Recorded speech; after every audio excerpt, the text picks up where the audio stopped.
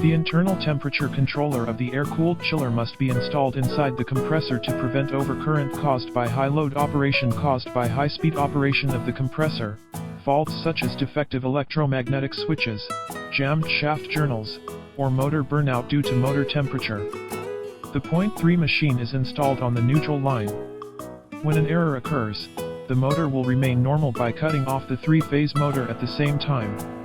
The reverse phase protection scroll compressor and the piston compressor have different structures. The former cannot be reversed because the 3-phase power supply of the air-cooled chiller will cause the compressor to switch. Therefore, a reverse phase protector should be installed to prohibit the refrigeration compressor from reversing, so that the compressor can run smoothly in the normal phase.